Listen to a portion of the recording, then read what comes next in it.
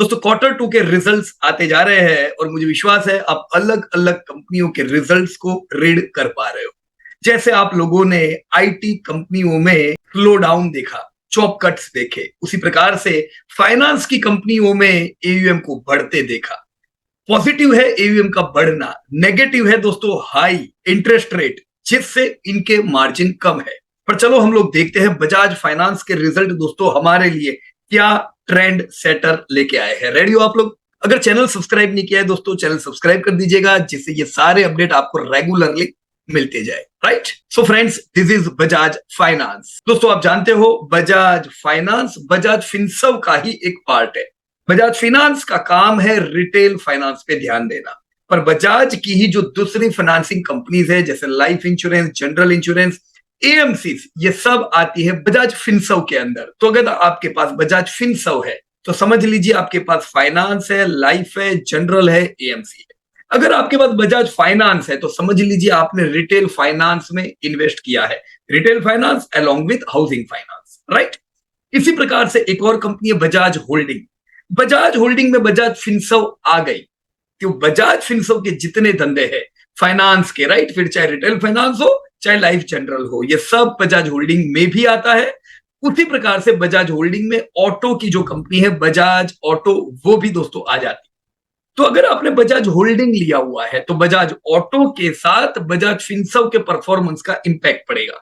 आपने बजाज फिनसर्व लिया हुआ है तो लाइफ, जनरल, एएमसी और फाइनेंस का इंपैक्ट आएगा। और अगर बजाज फाइनेंस है अकेला स्टैंड अलोन तो समझ लीजिए रिटेल फाइनेंस और होम फाइनेंस का इफेक्ट आएगा। राइट दोस्तों, जैसा आप डेटा में ऑलरेडी देख रहे हो दोस्तों, बजाज फाइनेंस जिसकी शुरुआत बहुत पुरानी नहीं, 2002 में ये खाली 100 करोड़ का टर्नओवर करते थे। इनका टर्नओवर क्या दोस्तों? इनका काम है आपको लोन देना। तो जब लोन देते हैं तो इंटरेस्ट इनकम इनके पास आती है, तो हम कह सकते हैं 100 करोड़ की करीबन इंटरेस्ट इनकम थी, 34 करोड़ का दोस्तों इनका प्रॉफिट था। 2010 में दोस्तों एयूएम 4000 करोड़ का था। दोस्तों एयूएम आपकी फाइनेंस कंपनियों का एयूएम इसलिए देखा जाता है, इससे पता चलता है कितने एडवांसेस कोई भी पर्टिकुलर कंपनी ने दिए हुए हैं। जितने ज्यादा एडवांसेस यानी जितनी बड़ी एयूएम उतनी ज्यादा इंटरेस्ट इनकम दोस्तों कंपनियों को मिलती है। तो यहां पे जैसा हम देख रहे हैं दोस्तों 4000 करोड़ का एयूएम, 900 करोड़ का धंधा और उस पे प्रॉफिट ये लोग 89 करोड़ का किया करते थे। दोस्तों 2010 की मैंने बात बताई, 2020 आते आते यही 4000 करोड़ का एयूएम दोस्तों बूम कन्वर्ट हुआ 1.5 लाख करोड़ के एयूएम में, जो दोस्तों huge growth in the advances बताता है। जी हाँ दोस्तों, 100% कह सकते हैं बजाज फाइनेंस हाईली सक्सेसफुल हुई रिटेल फाइनेंस के बिजनेस को लोगों तक पहुंचाने में। कभी 4000 करोड़ का एयूएम 1.5 लाख करोड़ में कन्वर्ट हुआ। इसीलिए जो एक समय पे इनको मुश्किल से 1000 करोड़ की इंटरेस्ट इनकम मिलती थी वो कन्वर्ट हो गई 2600 करोड़ की इंटरेस्ट इनकम में। दोस्तों 26 गुना ज्यादा इनकी इनकम बढ़ी और इसीलिए इनके प्रॉफिट दोस्तों 5000 करोड़ के दोस्तों हो गए। तो दोस्तों ये बताता है बजाज फाइनेंस को आता है कैसे बिजनेस को ग्रो करना। ये दोस्तों लीडर है रिटेल फाइनेंस के। राइट, आज की तारीख में अगर हम देखें 2023 2.5 लाख करोड़ का एयूएम, ह्यूज ग्रोथ।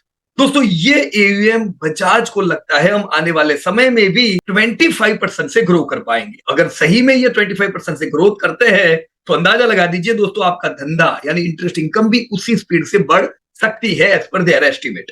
राइट, तो 2.5 लाख करोड़ का एयूएम, 40,000 करोड़ की इनके पास इंटरेस्ट इनकम आती है। और पिछले साल इन्होंने एक बेंचमार्क हासिल किया, इंडिया में एक और कंपनी एंटर हुई 10,000 करोड़ के प्रॉफिट करने।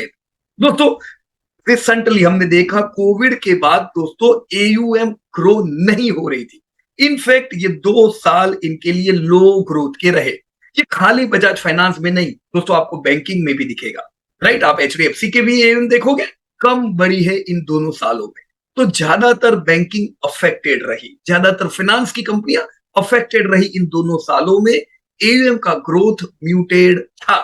दोस्तों इसी के दौरान हमने बैंकिंग को सुधरते भी देखा है, भले एयूएम कम बढ़ा लेकिन जो बैंकिंग मुश्किल समय से गुजर रही थी, हमने गवर्नमेंट बैंकिंग के मुश्किल दौर देखे, हमने प्राइवेट बैंक में भी यस बैंक, आईसीआईसीआई बैंक के मुश्किल दौर देखे। दोस्तों कम से कम हम ये कह सकते हैं कि भले ये 2 सालों में ईवीएम कम बढ़ा, पर गवर्नमेंट बैंक, फिर ये जो प्राइवेट बैंक मुश्किल दौर से गुजर रही थी, हाई एनपीएस से जूझ रही थी, इन सब में इंप्रूवमेंट देखे। तो ये 2 साल पूरी बैंक के लिए अच्छे रहे।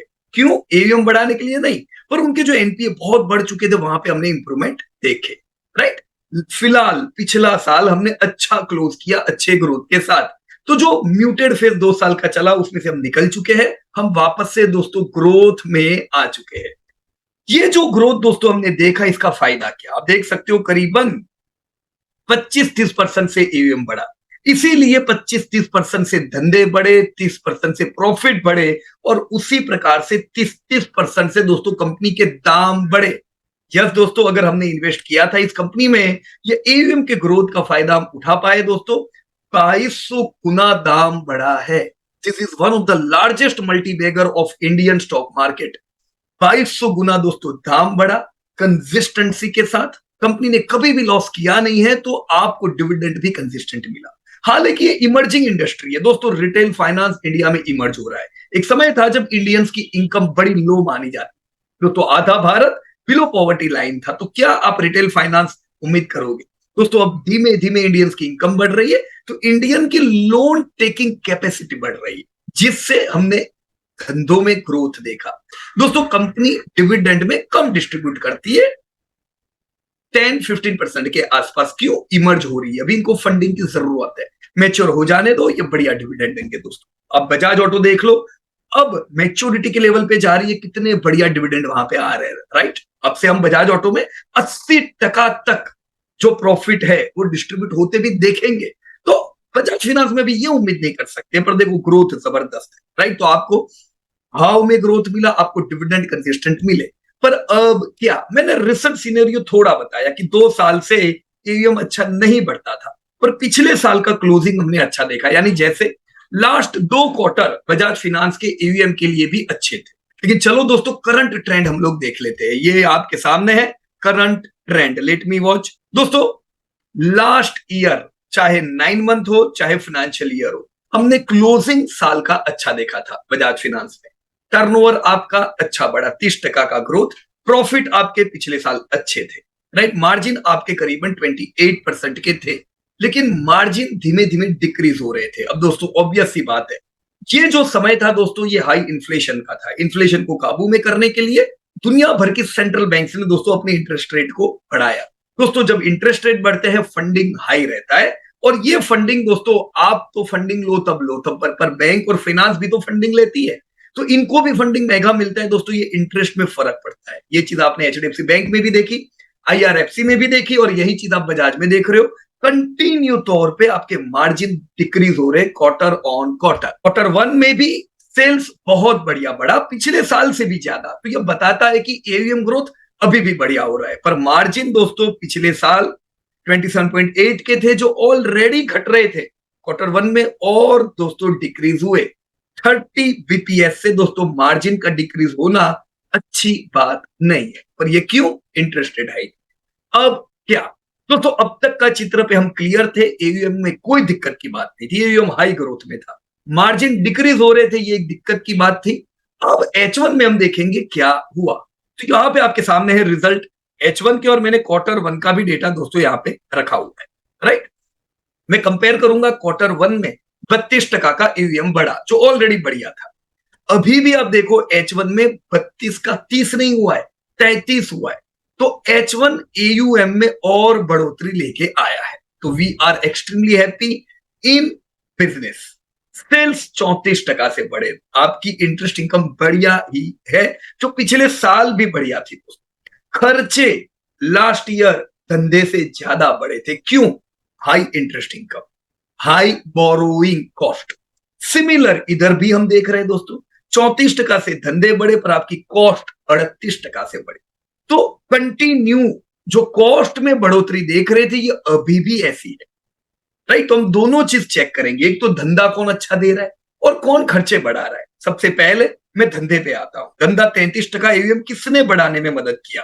So here you can see, ये 3 धंधे इनके सबसे बड़े हैं। सबसे बड़ा धंधा मॉर्गेजेस दोस्तों, हाउसिंग फाइनेंस के बिजनेस में ये लेट आए, पर आने के बाद ये अच्छा काम कर रहे हैं। आप देख सकते हो 90,000 करोड़ का एवीएम पहुंच रहे हैं। So this is good. दोस्तों 28% से ग्रोथ किया है, 31% का बिजनेस इनको मॉर्गेज से आ रहा है। So good growth. Urban B2C इनको 29% का ग्रोथ दे रहा है। ये दोनों मिलके 50% धंधा बनता है। एसएमई लैंडिंग जो इतना बड़ा नहीं है पर यहाँ पे ग्रोथ बढ़िया है। आप दो चीज में अच्छा ग्रोथ देख रहे हो, एक SME lending and second urban sales, right. Two three wheeler जो इनका एक छोटा बिजनेस है, राइट। तो व्हीकल फाइनेंस छोटा है लेकिन ये इनको ग्रोथ अच्छा दे रहा है। कुल मिला के ये सारे बिजनेस देखे तो 33% का ग्रोथ हमने देखा है। तो इसे हम ये कह सकते हैं दोस्तों, राउंड द टेबल ज्यादातर जगह से ग्रोथ अच्छा आया है, राइट। चलो तो ग्रोथ तो क्लियर हो गया, पर ये यार अपना खर्चा कौन बढ़ा रहा है, तो यहां पे मैं आ जाता हूं मेजर कॉस्ट में। दोस्तों बजाज फाइनेंस हो या कोई भी फाइनेंस की कंपनी, आप देख सकते हो सबसे बड़ा खर्चा इनका खुद फाइनेंस है। दोस्तों एक मैन्युफैक्चरिंग कंपनी के लिए रॉ मटेरियल इनका खर्चा होता है, आईटी की कंपनी में मैन पावर एक खर्चा होता है, पर फाइनेंस की कंपनी में क्या होता है, फाइनेंस की कंपनी में इनका मेन रॉ मटेरियल क्या है, ये देते पैसा है, तो पैसा इनको लाना भी तो पड़ता है, जो फंडिंग सोर्स करते हैं, ये इनका खर्चा है और ये ज्यादा बड़ा है। आप देख सकते हो 33% से धंधा बढ़ा। पर दोस्तों फाइनेंस कॉस्ट 54% से बढ़ी है, तो इनको नीचे कौन खींच रहा है, हाई इंटरेस्ट। इनको ऊपर कौन ले जा रहा है, huge demand in Indian market. तो भारतीय कंज्यूमर डिमांड इनको दौड़ा रही है आगे, पर दोस्तों इंटरेस्ट इनको नीचे ले रहे, तो हमको ये समझना होगा ये इनके हाथ में नहीं। दोस्तों जैसे ही आने वाले समय में, पिछले 1.5 साल से हमने अप साइकिल देखी, अब जैसे ही डाउन साइकिल इंटरेस्ट की हम देखेंगे आरबीआई की ओर से, वैसे इनकी प्रॉफिटेबिलिटी ऑटोमेटिक बढ़ेगी, राइट। तो अब इंटरेस्ट बढ़ने की घटने हैं वो तो आपको पता ही है दोस्तों। अब हम ज्यादा बढ़ोतरी इंटरेस्ट में नहीं देखेंगे, तो ये इनके लिए फेवरेबल हो सकता है, पर अभी क्या, अभी तो इनके प्रॉफिट इतने अच्छे नहीं आएंगे due to this finance cost, right. तो so now we are extremely clear here कि एयूएम और सेल्स इनका अच्छा बढ़ रहा था, पर खर्चे धंधे से ज्यादा थे, जिससे प्रॉफिट इनके खाली 30% से बढ़े। देखो दोस्तों प्रॉफिट कितने बढ़ने चाहिए, जितने धंधे बढ़े 34% से बढ़ने चाहिए थे, पर थोड़े कम बढ़े। अब ये थोड़े क्यों पता है, क्योंकि ये वेल मैनेज कंपनी है। अब ऐसी भी कोई कंपनियां होगी जो इंटरेस्ट बढ़ने के कारण लॉस करेगी, पर अच्छा मैनेजमेंट में रहने का यही फायदा होता है, बुरे समय से भी आपको निकाल लेगी, राइट। मार्जिन दोस्तों इनके 90 पैसा से कम हुए हैं, राइट। क्यों कम हुए हैं, अब ये आपके हाई क्लियर है, राइट। सो यस मार्जिन इनके डिक्रीज हो रहे, कब इंक्रीज होंगे, जब इंटरेस्ट रेट डाउन आएंगे। तो अब मैं उम्मीद क्या रखूं, दोस्तों मेरी इस साल की उम्मीद है मैं धंधे 30% से बढ़ते देखूं। तो धंधे में कोई टेंशन नहीं है फाइनेंस की कंपनियों में, पर प्रॉफिट मैं कम मार्जिन की वजह से 26% से बढ़ते हुए देखूंगा। All right, so considering this data, मैं ये साल 30% से एयूएम बढ़ते देखूं, 30% से धंधे, पर प्रॉफिट 26% से बढ़ेंगे।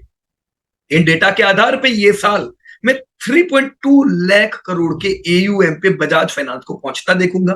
दोस्तों ये साल हम इंडिया में एक और कंपनी देखेंगे जो 50,000 करोड़ के टर्नओवर को पार करने वाली, कौन, बजाज फाइनेंस। तो एक बड़ा बेंचमार्क दोस्तों आज पार होगा, मुझे बहुत खुशी है। हम तब से इन्वेस्ट करते थे जब ये कंपनी निफ्टी 50 में नहीं थी, देखो अभी तक होल्ड कर रहे हैं, और ये कंपनी आज निफ्टी 50 में है ही नहीं, पर ये बहुत अच्छे ग्रो कर रही है। आज ये कंपनी 50,000 करोड़ के टर्नओवर को पहुंच रही है।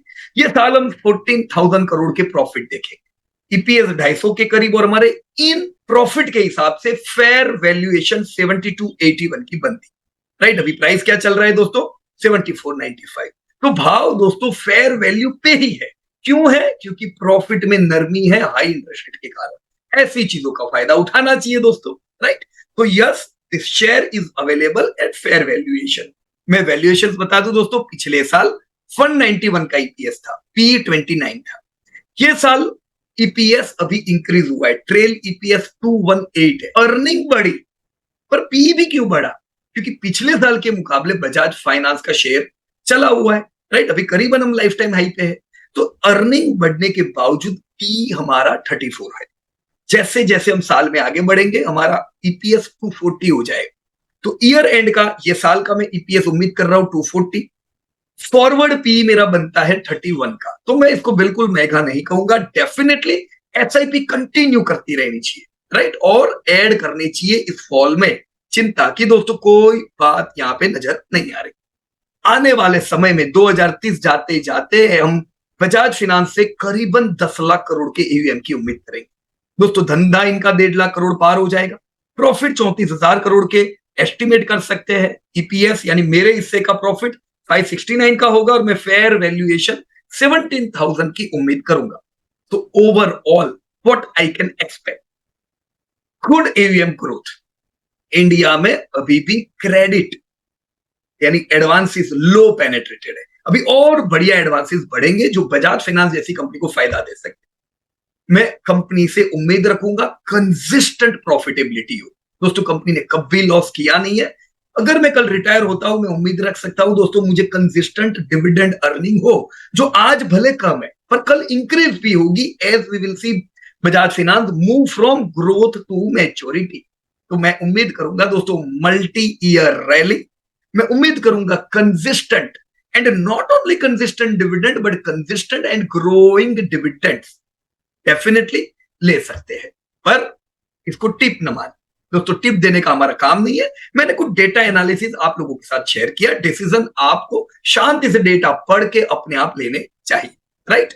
यहां पे मैंने चार्ट ऑलरेडी अपडेट किया है दोस्तों, अभी ये लाइफ टाइम हाई के करीब है। क्यों करीब है? सब पैतरे आपकी तरफ है, एक ही चीज नेगेटिव है, मार्जिन डिक्रीज हो रहा है, राइट। अपॉर्चुनिटी मिलती है 5943 की और लेने की, जो मिल भी सकती है नहीं भी मिल सकती है, मिलती है तो और ऐड करो, नहीं मिलती है एसआईपी तो करो, 2 साल से करेक्शन में एसआईपी करते जाओ। मैं इसी साल का टारगेट 97-93 उम्मीद करूंगा। जैसे ही एक रेट कट आता है सीधा आपका ये शेयर रैली करेगा, बराबर है। So this was all about Bajaj finance. मैं कुछ और डेटा भी इंपॉर्टेंट आपको बता दूं दोस्तों, एयूएम कहां तक पहुंचा है? 2.8 लाख करोड़, डिपॉजिट 55,000 करोड़ पहुंची है दोस्तों, इस साल डिपॉजिट अच्छी बढ़ी है। इनफैक्ट टोटल जो फंड सोर्स किया बजाज ने 21% फंडिंग डिपॉजिट से आई।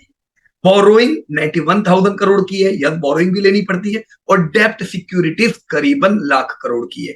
ये सब मिला के जो फंड रेज हुआ इन्होंने एडवांसेस दी। एडवांसेस कितने हैं? करीबन 3 लाख करोड़ के, राइट। तो this was all were data. दोस्तों मैं एम्प्लॉय बता दूं 51,000 एम्प्लॉय किए दोस्तों, 5,500 के करीब इन्होंने एम्प्लॉय ऐड किए। अब एक तरफ कुछ इंडस्ट्री देख रहे हैं हम जो एम्प्लॉय निकाल रही, दैट्स नेगेटिव, वो लो ग्रोथ की निशानी। दूसरी तरफ आपके सामने बजाज फाइनेंस जैसी कंपनी है जो एम्प्लॉयज ऐड कर रही है, ये एक्सपांशन की निशानी है, राइट। मैंने एवीएम ग्रोथ बताया, मैंने डिपॉजिट ग्रोथ बताया 19% का है, एनपीए भी प्रॉपर है दोस्तों, कम होती जा रही, राइट। पैग रेशियो बिल्कुल फेवरेबल है। So this was all about your Bajaj finance. उम्मीद है दोस्तों Q2 का ये जो मैंने रिजल्ट अपडेट किया ये आपको कुछ जरूर काम लगा होगा। Thank you so much and best of luck to everybody. जय हिंद दोस्तों। Disclosure: This update is for educating purpose. We are not tip provider.